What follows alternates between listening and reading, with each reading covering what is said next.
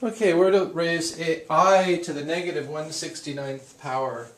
Now, just as you're familiar with raising I to a higher power, it just takes you in a cycle of 4, as you cycle between 1I, negative 1, and negative I. So 1 times I is I times I is negative 1, negative 1 times I is negative I times I is negative I squared, which is negative of a negative 1, which is positive 1. So keep going in circles every time you multiply times I. Well, every time you divide by I, every time you add another negative x when you divide it by I, you go to the left by 1. So we want to go to the left 169 steps. And it's every 4 steps we're back where we started, so it's the remainder that we need, not anything else. So 4 divides into 169. See, 4 goes into 16 4 times. 4 times 4 is 16. Subtract, then bring down the next digit. 4 goes into 9 twice. 2 times 4 is 8. Subtract the 8, you have a remainder of 1. So that means we go 1 step, starting from here, 1 step to the left. So the answer is negative I.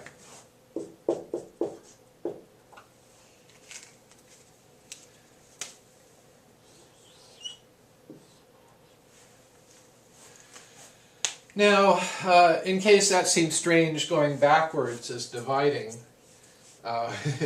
1 divided by I is negative I. Negative I divided by I is negative 1.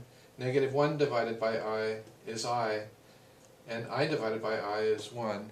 So you're dividing by I when you go backwards. Another way to think of this, another way to do this problem, if that seems bizarre to you, is to take our I to the negative 169th is I to the positive 169th raised to the negative 1 power. Then we can divide 4 into 169.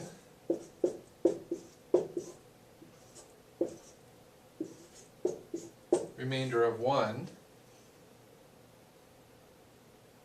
And we know that this is the same as I to the 1 power raised to the negative 1,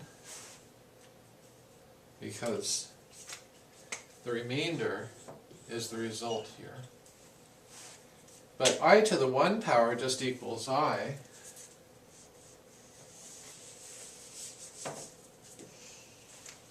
And I to the negative 1 power is 1 over I. So to simplify that, we multiply the numerator and denominator by I.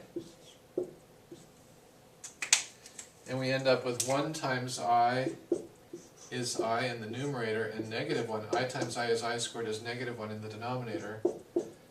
Negative I, once again. Same as we got the other way.